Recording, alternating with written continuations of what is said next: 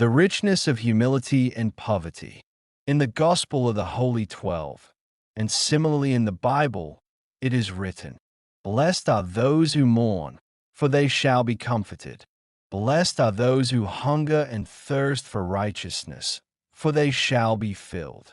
Blessed are those who are persecuted for righteousness' sake, for theirs is the kingdom of God." Do these statements not describe the fundamental law of life? What we put out into the world returns to us, in this life or another, in both positive and negative ways. If we stand up for justice and suffer for it, we will one day experience great joy. We reap what we sow. If we suffer for our values and conscience, we will reap joy, an investment in our spiritual future. Oh, what a joy it is to live in this awareness. Blessed in spirit are the poor, for theirs is the kingdom of heaven, says the Gospel of the Holy 12. This sounds different from the biblical phrase, "Blessed are the poor in spirit." But are we truly poor in spirit? Do we not carry within us a divine dignity that can be obscured by too much possession and external attachments? Perhaps this beatitude points to a person's freedom to transform external wealth into the wealth of the soul. Blessed in spirit are those who have a rich intellectual and spiritual life. Jesus knew the treasure and inner richness of poverty. Spiritual bliss is richer than material gratification, even though the economy would have us believe otherwise. Outward poverty and modesty can often be linked to great inner richness. With a sense of deep connection, joy, and love for the Creator, Jesus, and His creation. Wealth often absorbs the senses and focuses attention on the material. There is often no room left for spiritual joy. Instead, a greed for ever more money and power often arises.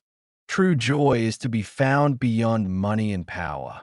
This includes children, good relationships, family, friendships, experiences of nature, listening to the wind, the sunlight filtering through the forest, the babbling of a stream in beautiful surroundings, beautiful literature or poetry that makes the heart sing.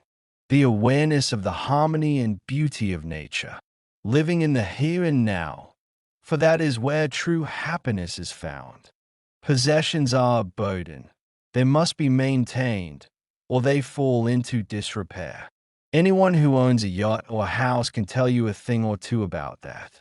Even expensive hobbies rob you of time and energy, and that leaves little for children, family, friends, and spirituality. The poor man, however, is free as a bird, flying wherever he pleases. No property binds him. He can live his soul's purpose, for nothing steals his time for lifeless things. In poor countries, hospitality often flourishes. People are not absorbed by possessions, but free to embrace the treasure of their fellow human beings. Time for quiet joys, education, literature, and art. Is not true possession wisdom, experience, and skills? No one can rob me of that. It does not go moldy. Boundless knowledge, music, art, all possible today via the internet. Why all the material things? A smartphone reveals the entirety of human knowledge and culture. The rich live in fear of losing something, and their thoughts are often on power and money, how to use and increase them, rather than on reality. When so much is uncertain, trust in a loving guiding force grows. I don't know how, but I know that life will continue well. That's what makes it exciting. In a poor and modest life, gratitude for everything grows. Nothing is taken for granted. We have already experienced scarcity. Even amidst outward wealth, a modest life lived in joy is possible. Wealth can be a gift that one can handle responsibly and use to foster a more just and humane world. With poverty, a sense of justice and gratitude grows. It teaches us to pray, to thank the good powers, and to trust them. When prosperity does not dictate life, relationships and spiritual nourishment become more meaningful. People in the GDR, Russia, and elsewhere have experienced this. The individual is poor, but together we are rich, for everyone has something to give and to receive with gratitude. But how can you bring joy to someone who has everything? Very difficult. And what overwhelming gratitude comes from the poor? That touches the heart deeply. A study has also shown that the most content people belong to the lower middle class. Thus, greater justice would bring more joy to everyone. Working toward this makes the lives of the privileged colorful and exciting. This way, everyone wins.